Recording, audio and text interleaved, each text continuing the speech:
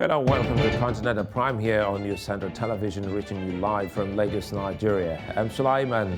Later, the headlines for this are: South African president considers deploying more military forces to contain protests in some parts of the country.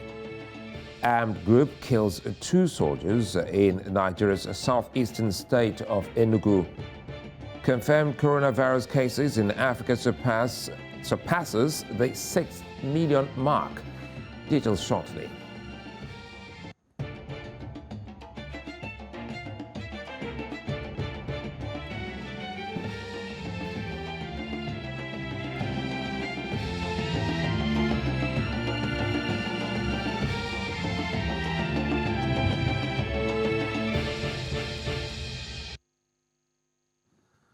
Well, day 6 of protests in South Africa has seen an estimated 72 people killed so far.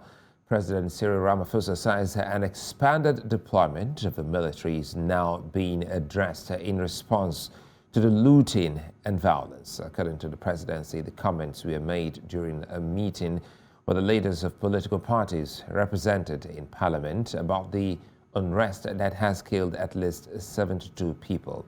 They were also briefed by the defense minister and army chief about Monday's deployment of soldiers to stop looting at key commercial centers in KwaZulu-Natal and Gauteng provinces. The violence was sparked by the jailing last week of his predecessor, ex-president Jacob Zuma, for contempt of court.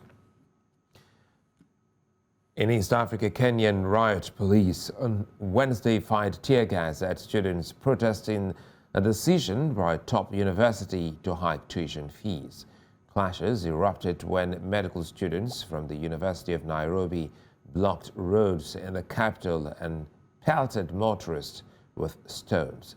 The demonstration was staged in protest to a decision by the university to push up tuition fees, including doubling the cost of some postgraduate courses, to meet a cash deficit after a shortfall in student enrollment. Students already complained that tuition fees are prohibitively expensive in the East African nation and can exclude poor students from higher education. Now, still in the region, a female Somali member of parliament, Fauzia Yusuf Adam, has declared her candidacy for upcoming presidential elections. She joins the male-dominated pool of candidates for the October 10 vote. Ms. Adam is a former deputy prime minister and a former foreign affairs minister. She will run against the incumbent, Mohammed Abdullahi Mohammed, better known by his nickname Farmer Joe, and 2 other former presidents. In West Africa, the Nigerian army says 2 soldiers have been killed following an attack by an armed group in the country's southeastern state of Enugu. The army spokesman, Onyema Nwachukwu, said on Wednesday that the gunmen attacked a military checkpoint at Adani, a community in the Uzowani local government area, engaging them in a gunfight. Now, Nwachukwu said the troops were deployed to the checkpoint to checkmate gunmen activities in the area. He added the troops are currently on the trail of the gunmen who fled the attack scene. Now, still in Nigeria, the federal government has commissioned a state-of-the-art security and surveillance system, also known as the Falcon Eye on insecurity in Nigeria. Since 2014, the ongoing project was commissioned by Vice President Yemi Osinbajo. He revealed that the system, which incorporates a state-of-the-art surveillance equipment, will improve security along the country's maritime corridor and help security agencies tackle crime effectively. The system also expected to boost intelligence gathering along the Gulf of Guinea, effectively tackling piracy and ensuring the country's territorial waters. The Falcon system will serve as a force multiplier for our naval platforms that are tasked to effectively secure our maritime environment from external aggression. I believe it will also enable the Nigerian Navy to effectively combat other maritime crimes that has been outlined already that could disrupt the conduct of maritime trade. The Falcon Eye project will add tremendous value to the Nigerian Navy's maritime domain awareness capability and ultimately enhance Nigeria's national security. This is undoubtedly a fantastic achievement for the Federal Republic of Nigeria, and it is my hope that this project will be sustained in the months and years as well as decades to come. This significant capability enhances the maritime protection capabilities of the country and enables the Nigerian Navy to maintain strategic partnership on information sharing, especially with navies of the Gulf of Guinea and Gulf of Guinea nations, as well as the Indian and Italian navies. With the Nigerian Navy as the hegemony of all maritime security efforts in Nigeria, the Falcon Eye will serve as a force multiplier for an enhanced favorable environment for all maritime activities to thrive in the maritime domain and within the Gulf of Guinea. Finally, Mr. President, our people cherish the partnership with your government and at developing strategic security infrastructure for Nigeria. We pledge to do our utmost best in maintaining a zero redundancy for this robust national asset and a smooth handover to the Nigerian Navy.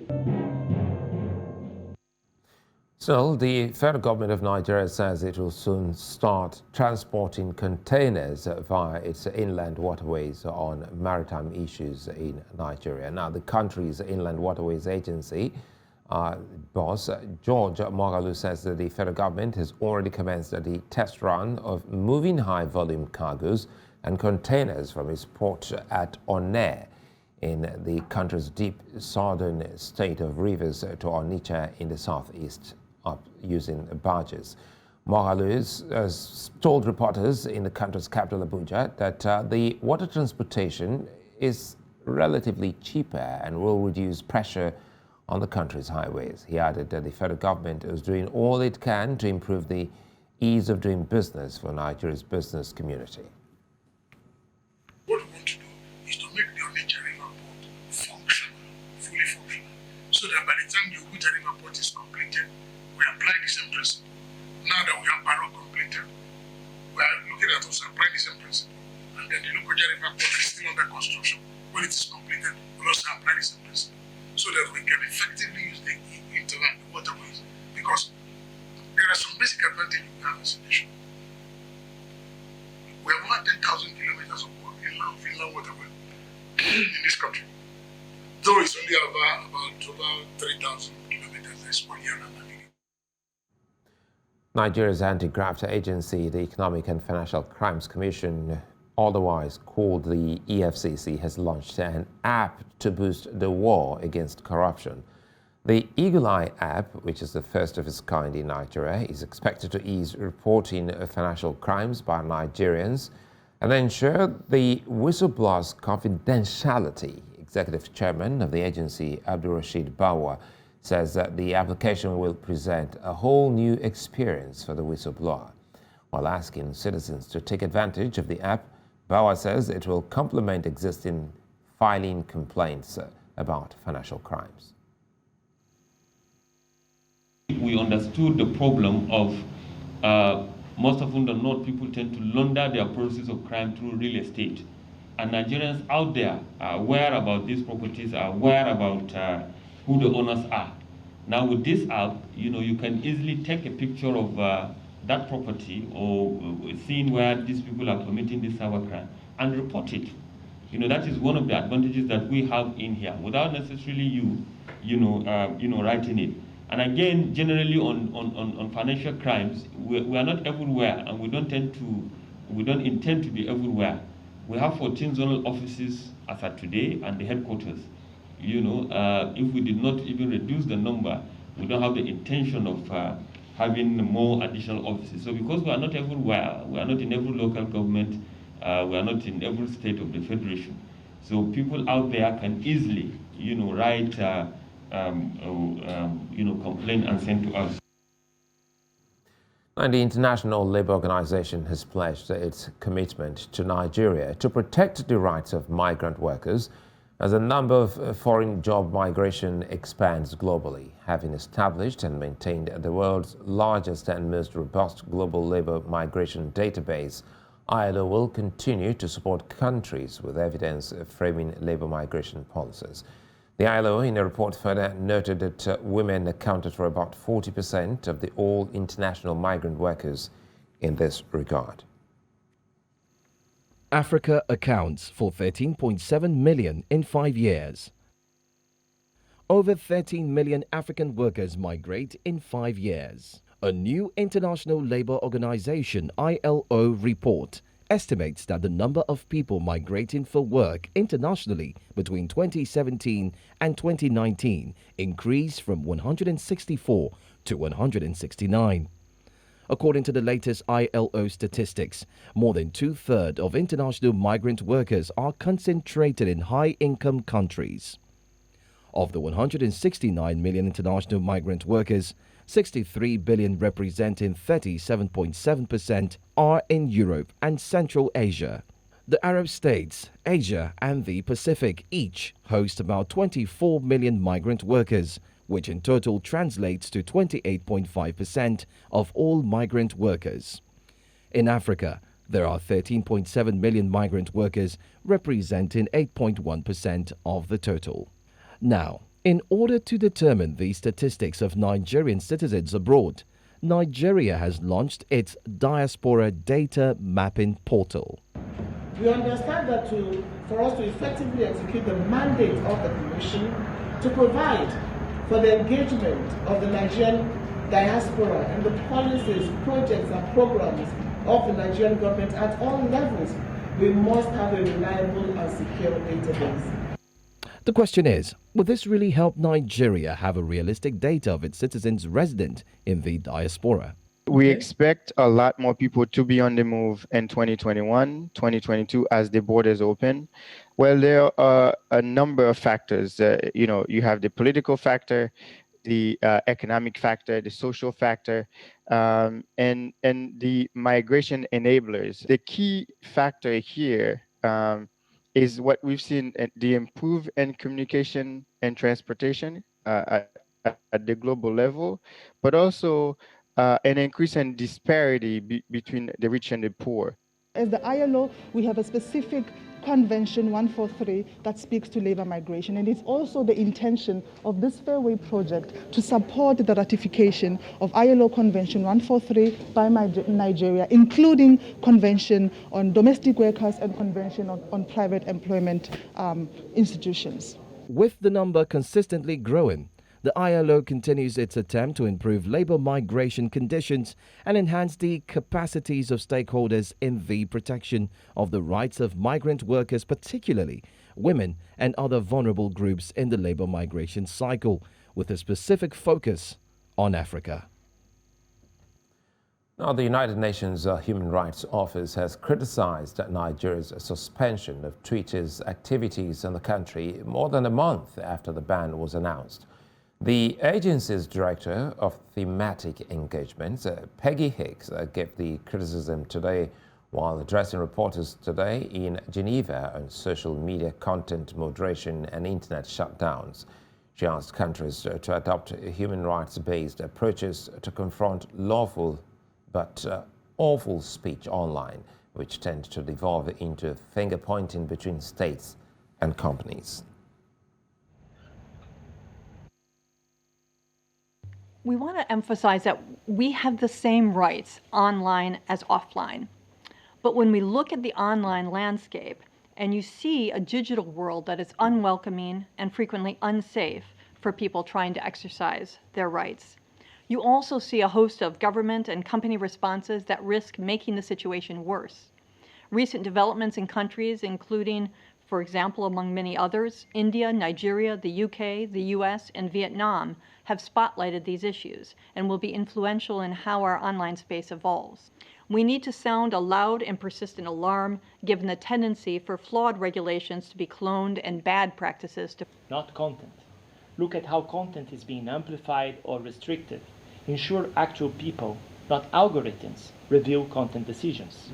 Second, ensure content-based restrictions are based on laws, clear and narrowly tailored, and are necessary, proportionate, and non-discriminatory. Third, be transparent. Companies should be transparent about how they curate and moderate content and how they share information with others.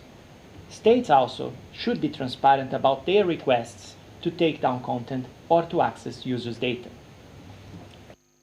While staying in West Africa, a Gambian court has sentenced an ally of former President Yahya Jammeh to death for his role in the murder of a former finance minister. Yankuba Toure was suspected of being involved in the mysterious 1995 killing of Usman Koro Cisse, appointed Minister of Finance shortly after the coup that brought Mr. Jammeh to power as a 29-year-old army lieutenant. Jammeh went on to lead the Gambia for another 22 years, holding several elections. He went into exile in Equatorial Guinea after neighboring countries forced him out for refusing to accept his defeat in polls in December of 2016. Coming up, confirmed cases of COVID-19 across the continent of Africa passes 6 million. Details of the story and more after the break. Stay with us.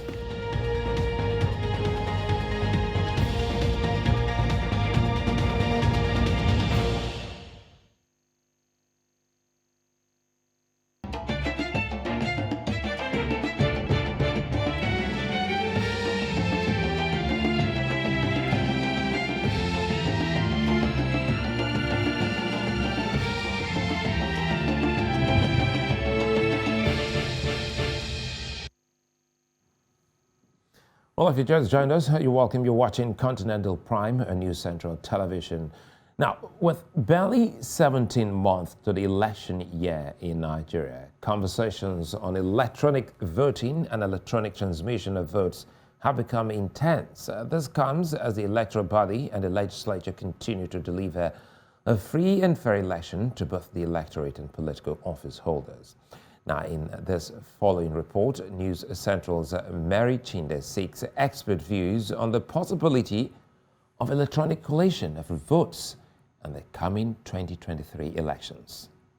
It is less than 21 months before Nigeria's big election day, and there have been anticipations that Nigeria is moving full swing into the use of electronic voting machines, and the onward electronic transmission of results would eliminate electoral fraud in a nation heavily populated. However, the nation's National Assembly, saddled with the responsibility of seeing this happen in the Electoral Amendment Act, is yet to do so. So for the fact that we are scrapping the whole live transmission and server conversations for around elections, is Nigeria going back tactically back to 1999 elections. Okay, so this move just set us back 21 or 20 years, 22 years back, and so basically we are back to square one. It will not be exactly correct if we're putting this on the electoral umpire. The electoral umpire has been the active driver, not even the civil organization or media, of making the legislature to sit down and pass the amended electoral law. The electoral umpire is the one that has gone ahead to experiment with electronic transmission, even when the law has not been amended to accommodate electronic transmission. So as far as that organization is concerned, they're actually ahead of the curve. It is for the rest of us, the politicians who are in the legislature and also in the executive, to catch up with what that institution is trying to do. With debates clearly tilting away from the possibility of having electronic transmission of votes, analysts wonder ahead of the proposed credibility of the 2023 polls. People want electronic collation. There's a little problem that is standing in the way of electronic collation. Let us solve that problem so that people can have electronic collation. Not to say we will remove electronic collation from or electronic transmission from what we're trying to do. That is not the right approach to problem. Records show that elections in the West African nation has since 2003 been marred by ballot box snatching, electoral violence, and vote buying, among others. Mary Chinda for News Central.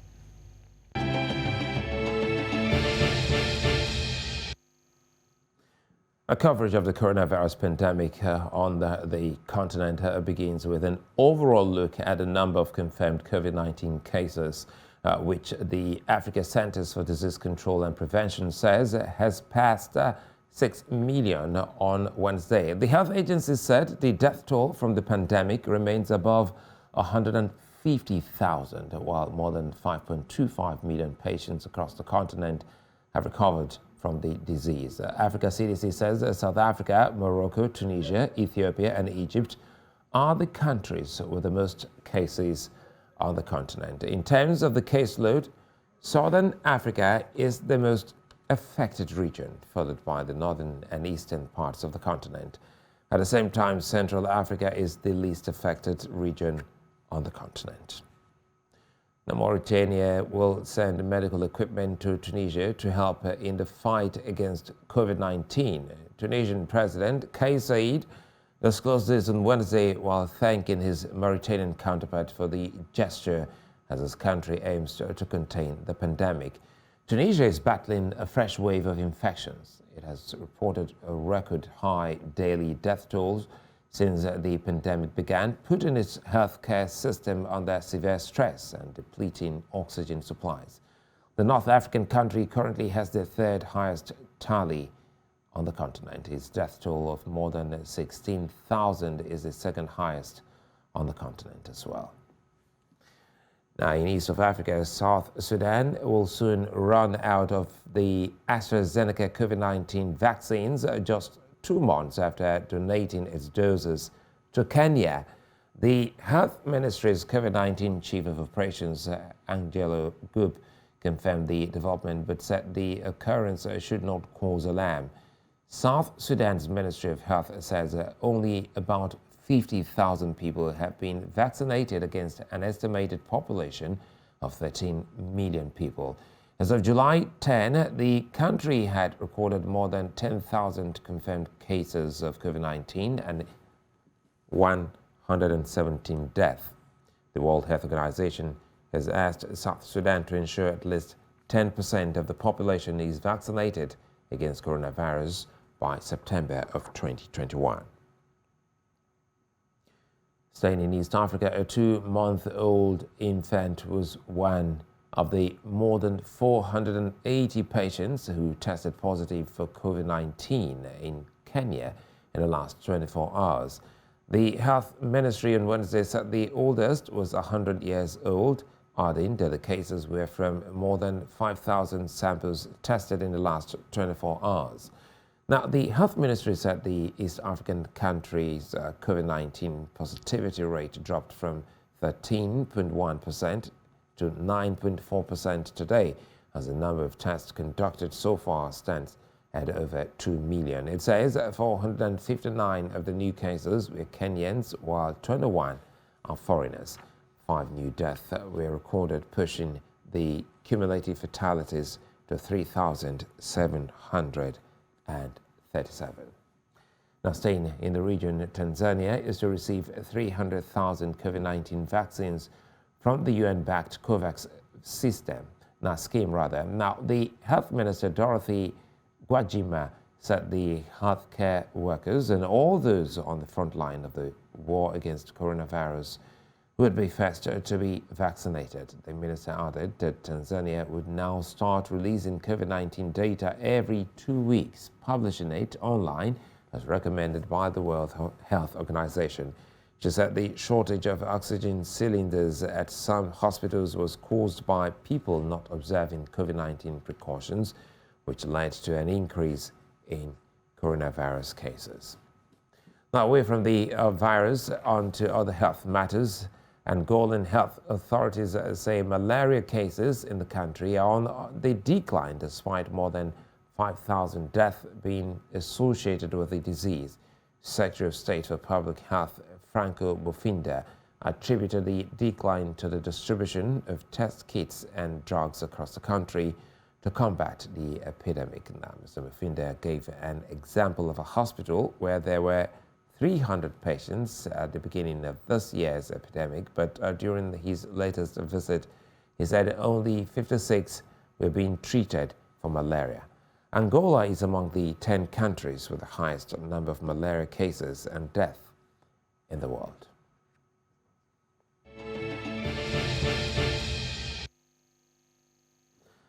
In commemoration of the 87th birthday of Nigeria's Nobel Peace Prize winner for literature, Professor Wole Soyinka, the Wole Soyinka Center for Investigative Journalism, in conjunction with African Center for Media and Information Literacy, has organized the Wole Soyinka Center Media Lecture Series. This year's lecture, which is the 13th in the series of the annual lectures, focused on remaking Nigeria. Our correspondent Bernard Akede was at the lecture. Professor Wole Soyinka, the first black African to win the Nobel Prize for Literature, recently turned 87.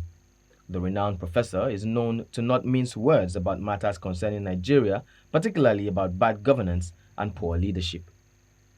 For 13 years now, the Wole Soyinka Center has held the Media Lecture Series in celebration of the professor's birthday, where matters of national importance are discussed, and this year's lecture was no different. Now we move to the panelists, and they're going to take specific... The theme for this year is Remaking Nigeria Towards a Secure and Viable Nation. This platform is about giving voice to Nigerians, to various issues, the issue of education, issue of security, issue of constitutional reform, issue of, resource allocation. And the media is that platform where we can talk about all of these issues.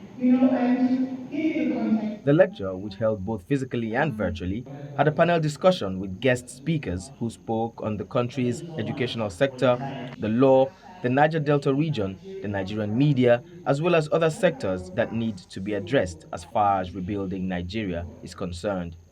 With this kind of platforms, we'll be able to express ourselves properly. And I think that it is even more important for the Northerners who don't really have the platform to clear the negative narratives that are going around them. There's a new generation of Niger Deltans, a new generation that do not care about what the odds are, a new generation that's not interested in waiting on the Nigerian government to take action. The truth is that we are not going to wait.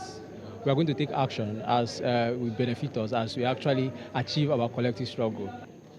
What we must never do is to give up. We cannot give up on the judiciary, because if we give up, we have already lost the executive. We have lost the legislature. If we now lose faith in the judiciary, the country is gone. Perhaps the cherry on the cake was the address by the chairperson of the occasion, human rights activist and senior advocate of Nigeria, Femi Falana. He spoke on why there could not have been a better time to have these conversations that emphasize on remaking the nation. Yoruba say, if you are being pursued by a masquerade, keep on trying. Because just like you are getting tired, the masquerade is getting tired too. The latest for the media, they have just approved a budget of 4.8 billion to the security forces to monitor your telephone conversation, your WhatsApp, and whatever. We are going to come. Because by virtue of Section 37 of the Constitution, your right to telephone, your correspondence, telegraphic communication are protected by the Constitution. Though the octogenarian celebrant was not physically present at the lecture, it was clear that Professor Soyinka would have been pleased and honored to have such notable speakers and guests gather to celebrate him, while also thinking of ways to move the nation forward. Bernard Akede, News Central. Well, away from that celebration, which is still continuing in so many parts of Nigeria, Olori Shilekola, Naomi, the wife of the Oni of Ife, has opened up about her life experiences. It takes what it takes to be a queen and how she combines her royalty status and duties with her religious ministry. She recently granted an exclusive interview with News Central. Chidima also gives us more details. Being a queen is much more than having a pretty face and sitting pretty in the midst of the crowd. A true queen goes out of her way to make life beautiful for others. One of such queen is Queen Shilekwala Laomi Ogunwusi, wife of the Oni of Ife. In an exclusive with News Central, the queen takes us down memory lane, how it all began.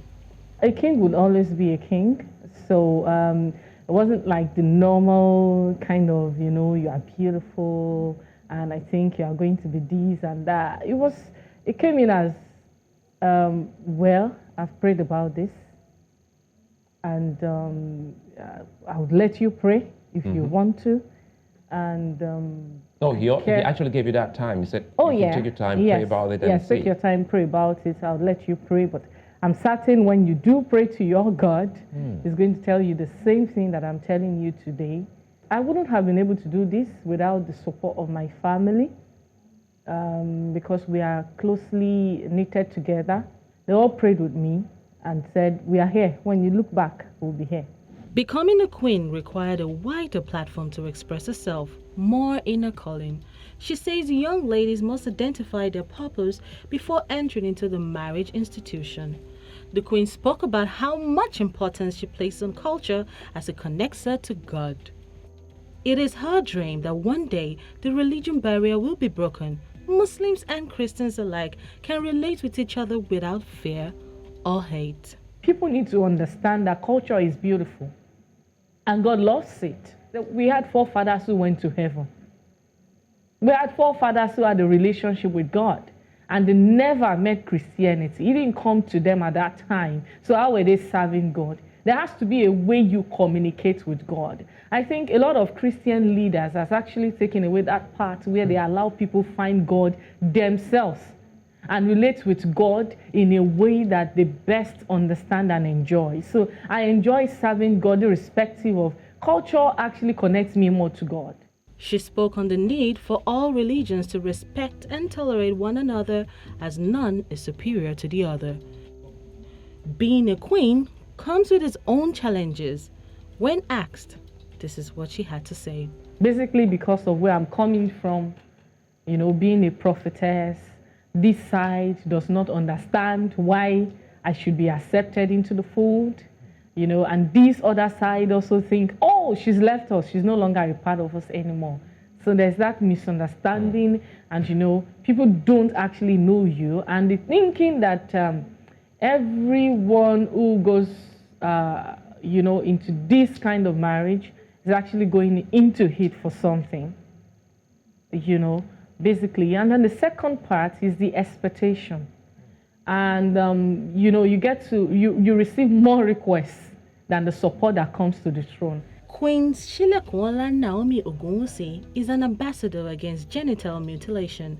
She also has a non-governmental organization that serves as a platform to speak to mothers and their daughters about the dangers of genital mutilation.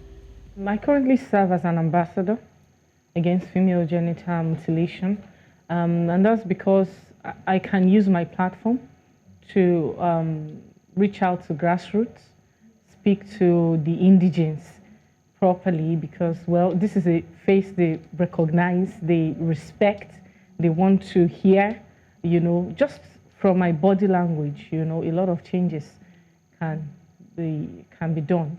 She is blessed with a son, Prince Tadenikawa Ogunwusi, born in 2020. Well, still ahead on the news, the death toll from the collapsed hotel building has risen to 17. We'll have details of the story and more when we return. Join us again.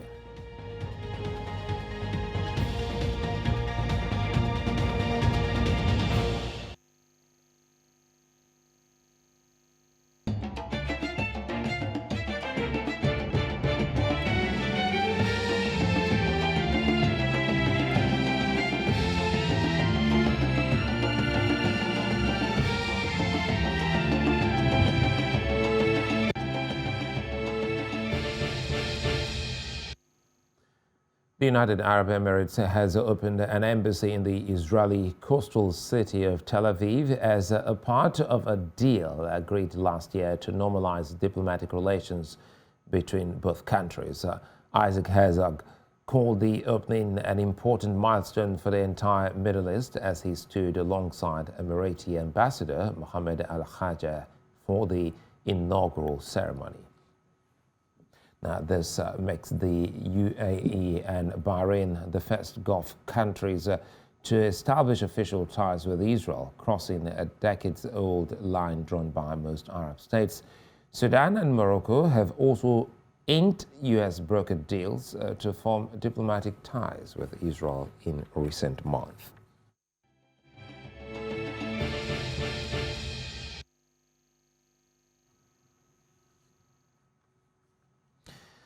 Now, the death toll after a hotel collapse in the eastern Chinese city of Suzhou has risen to 17. After 36 hours of search operations, rescue workers say they found 23 people buried in the rubble, 6 of whom were found alive. A preliminary investigation found the collapse was caused by the owner altering the structure of the building. Authorities say relevant individuals will face criminal charges if the outcome of an investigation into the cause of the incident finds them guilty. Well, Nigeria is expected to earn 5 billion naira annually from the planned concession of its 2 free trade zones in Calabar and Kano. Director General of the Bureau of Public Enterprises, Alex Oko, disclosed this in his opening remarks at an investors webinar. Now, Oko added that the planned concession would increase export earnings from the 2 special economic zones to about $3 billion over 5 to 7 years. The BP boss explained that the agency's transactions and projects will see the sale and concession of power generation assets that would add about 3,300 megawatts to the national grid. For the rest of the business news, let's turn to Tolulope Adelero Balogun. This is Business on NC Continental Prime. I'm Tolulope Adelero Balogun. The Democratic Republic of Congo and Burundi have signed vital agreements aimed at strengthening their ties. The presidents of both countries signed the agreements in Kinshasa. Both leaders stressed the necessity of several beneficial projects, such as the construction of bridges for vehicles and pedestrians that will link both countries, as well as the development of agricultural and infrastructural amenities that will benefit both Central African countries. The agreements also include cooperation on development, maintenance and strengthening of peace, defense and security, trade facilitation, as well as political and diplomatic consultations. A new telecommunications operator is setting up shop in South Sudan, and this mobile operator is the first locally owned mobile provider in the country. Digitel aims to fast-track connectivity to areas not being served by foreign-owned telecom firms. South Sudan's President Salva Kiir says the development comes as a result of the government's partnership with the private sector. Furthermore, the government will explore options, including tax exemptions that will benefit the importation of network equipment and other telecommunication tools. The tax exemptions will be done in collaboration with the country's National Revenue Authority to ensure tax exemption modalities are consistent with the authority's mandate. Digitel joins Kuwait's Zain and South Africa's MTN in the South Sudan telecom market. South Africa's largest crude oil refinery, SAPREF, said it is shutting down and declaring force majeure on contracts in the face of ongoing social unrest. The protests and looting were triggered by the jailing of former President Jacob Zuma. The Shell BP joint venture made the announcement in a letter to clients, which said that SAPREF has been obliged to make the difficult decision to shut down the refinery. According to its website, the company is South Africa's largest refinery and accounts for 35% of the country's refining capacity. The Engen refinery and the Chevron refinery are currently out of commission, leaving Natref, a joint venture operated by Sasol and Total, the only major source of refined fuel in the country. The governor of the Central Bank of Nigeria, Godwin Emefiele, says that the Infrastructure Corporation of Nigeria would commence full operation by the third quarter. The corporation, recently approved by President Muhammadu Buhari, has a capital base of 15 trillion naira. 4 asset managers have been selected to run the fund. They are the Netherlands-based Sanlam Infraworks, AIIM, a unit of South Africa's Old Mutual Group, the Lagos-based Chapel Hill Dunham, and AAA, a consortium comprising Africa Plus Partners and ARC Asset Management, as well as AfriInvest West Africa, a Nigerian investment bank. Emefiele noted that the Apex Bank, with key stakeholders such as the International Finance Corporation and the Nigerian Sovereign Investment Authority, secured the approval of the president to establish InfraCo to raise private sector capital to support investment in key infrastructure in Nigeria.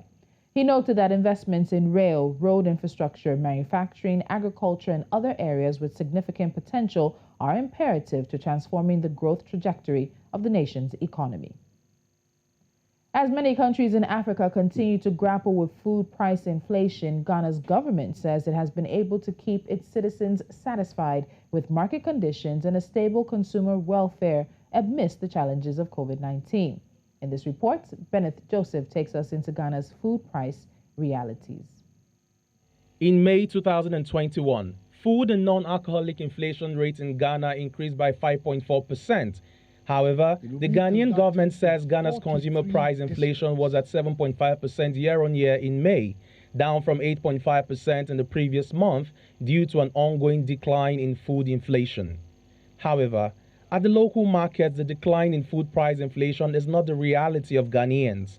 They say that the rise in the cost of fuel price and transportation in the country has worsened the consumer welfare in Ghana. Whenever the president increases fuel prices, then the foodstuffs go high, everything go high. Lorry fare no, ni boy the beduana lorry fare na a big. What she was trying to say is that the transportation is high. The price of the fuel, when it goes up, everything go up. So she was complaining where they pick the staff. It's a long distance. So the time the staff come here, the charges too will go high. Even for non-food traders, the sentiment isn't different. Every day the price is going high. She equally mentions the corona pandemic as a possible cause of the harsh market realities while calling on the Ghanaian government to intervene. Because of the corona, everything go high. So we are praying for God. The government also have to help us, so everything will come down to buy something. But what are the experts saying as the food price inflation continues to bite in Ghana? The ordinary Ghanaian would say that they are being done hard by because you have a situation where year on year you will not have the same price consistently like you find in a developed country of a good or service being the same. And so for the ordinary Ghanaian, that's a great concern. Food prices often rise alongside the price inflation of non-food goods, which has been on the rise in Africa in general. Nigeria hit double-digit inflation on food prices in recent months. Namibia saw food inflation rates of 7% and the Seychelles at least 15%. Angola saw its annual inflation rate spike to 25%. These hikes in food prices, the World Food Programme says, could worsen the food supply and security around the world. But who is likely to be most impacted by food inflation? If this trend continues, higher food prices could adversely affect low-income consumers that tend to spend larger shares of their disposable income on food, undermine ongoing efforts to reduce poverty, and disrupt political and social stability of food importing countries. Bennett Joseph for News Central TV. And that's what we have for you on the NC Continental Prime as we touch base with business. I'm Tolulokwe Adelaru Balogun. There's more news coming up. Well, many thanks, Tolulokwe. Now, we go to show Bankole and the News Central digital team for all the trending stories across the continent. Hello, and thank you for joining NC Trends today. I'm Shion Bankole.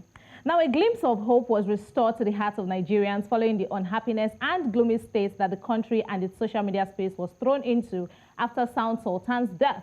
In honor of the late singer and rapper, Nigeria men's national basketball team, D Tigers, were seen rocking T-shirts that had Sound Sultan's picture and name inscribed. This sparked a lot of hopeful and inspirational comments. A few of them include this one from O_BC on Instagram. She said, "Oh, this is such a nice thing to do. RIP Sound Sultan on that one. Sandra of Lagos says, I love this. Sound Sultan will forever be a legend. And that's on period. He will forever be a legend.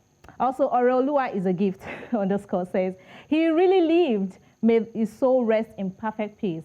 Amen. Now, still in Nigeria, a footage showing men of the Nigerian army shooting at Ladipo Auto Spare Part Market in the Mushin local government area of Lagos State has surfaced online. While some claim it was in response to a soldier's business misunderstanding with a trader that caused him to call for backup from his colleagues, others argue that the shooting was caused by a fight between soldiers and suspected area boys said to be in charge of ticketing. Now, this irresponsible use of firearms, which exposed many lives to risk, has been highly condemned online. A few of the comments include this one from Favor_Kwe, and he says, how can security personnel wear uniforms without name tags? Something is not right about that if it is true, really.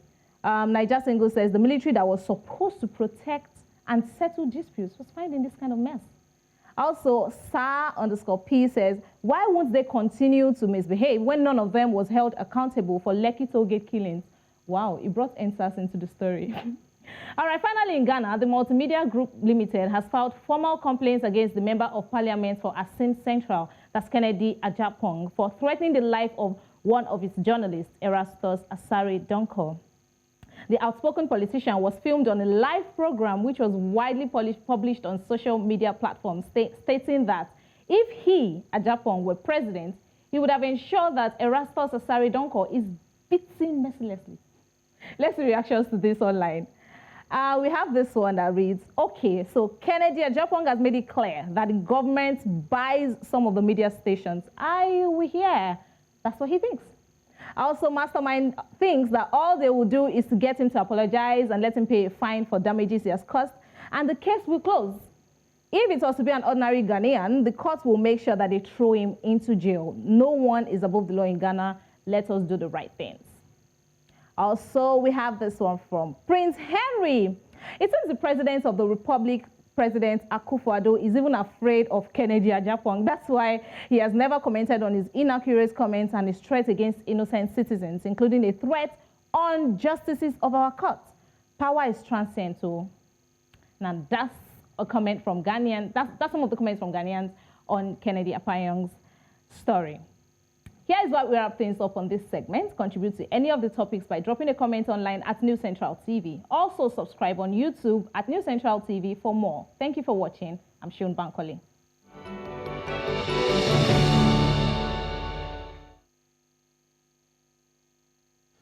Well, a Kenyan athletics champion is on his way to Tokyo after being initially dropped from the squad. But how did he fail from making the cut in the first place? I mean, yeah, I'm sure you just will be so excited to help us with that detail. Yes, of course, a lot of questions to be answered over there. But let's bring you the stories in the world of sport. Kenya's World 1500 meters champion, Timothy Cheruiyot, has been called upon on Wednesday to join the national team as 4 other athletes were dropped just 8 days before the Tokyo Olympic Games. After finishing 4th during team trials in June, Cheruiyot, who left out of the team following an aggravating hamstring injury and suffering from a family bereavement. Now, Cheruiyot replaces the unheralded 1500 meters teenager, Kama Ethieng, who finished 2nd at the trials, but was dropped for not complying with Athletics Integrity Unit doping measures. Kenya will send 40 athletes, mainly runners, to the Olympics, which opens on July 23rd. Now, the refugee Olympic team has delayed its arrival to Japan following a positive COVID-19 case by a team official in Qatar. On Wednesday, the International Olympic Committee said some 26 of the 29 refugees are in a training camp in Qatar and will now remain there until 10 of the 11 officials. Now, the IOC said the infected official had been quarantined and is without symptoms. The team, which will compete under the Olympic flag, comprises people from countries including Syria, South Africa, Eritrea, Afghanistan and Iran. It's almost 3 times as big as the inaugural team at the Rio de Janeiro 2016 Olympics, with a total of 29 athletes competing in 12 sports. Now the Ghanaian defender Michael Ofosu-Appiah has been handed a one-year ban for match fixing in Latvia. This means the former Kotoko defender will be ineligible to participate in any football-related activity in Latvia's top league for the following year. He also faces criminal prosecution from the government of Latvia despite the heavy sanctions imposed on him and his two teammates for their involvement in match fixing. The Latvian Football Federation, of course, announced the one-year ban and fines for 3 players from FC Noua Jumela in the country's top league for match fixing. Now, Bafana are through to the semi-finals of the COSAFA Cup after topping Group A with or without losing the game. Now, their final group game against Zambia on Wednesday ended in a goalless draw. South Africa had already qualified for the semi-finals with 2 unconvincing 1-0 wins against Botswana and Eswatini before trashing Lesotho 4-0 on Tuesday. Defending champions Zambia, who were one of the favourites to lift the trophy, have been eliminated from the tournament. Eswatini 1-1 draw against Botswana saw them finish second in Group A and reach the semis, where they meet Senegal on Friday, while Bafana meet Namibia. And that's it on Sport Update at this time. Over now to you, Sulai, for more updates. Well, many thanks. I'll say that athlete is really lucky to be at that tournament. Yes, of course, the Tokyo Olympic Games. We can't wait for the opening ceremony.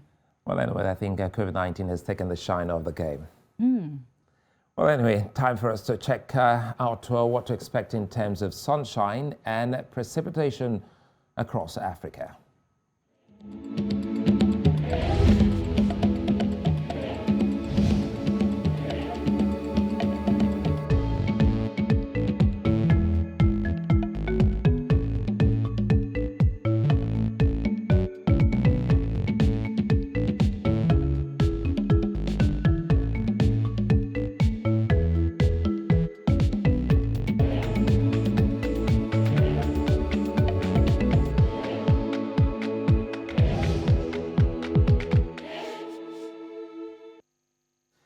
And that's all at this hour, but before we go, let's take another look at some of the major headlines. President of South Africa, Cyril Ramaphosa, is considering deploying more military forces to contain protests in some parts of the country. An armed group has killed 2 Nigerian soldiers in the country's southeastern state of Enugu. And finally, we told you that the number of confirmed COVID-19 cases in Africa has surpassed the 6 million mark. Also on social media, we're at News Central TV. You can download our mobile app on App Store and Play Store. You can also watch News Central live on Star Times, Channel 274, Avio TV, Channel 23, Vision 247, Free TV, as well as on YouTube. You can also watch us live from our website, newscentral.africa. I'm Sulaiman Arleda. Many thanks for watching.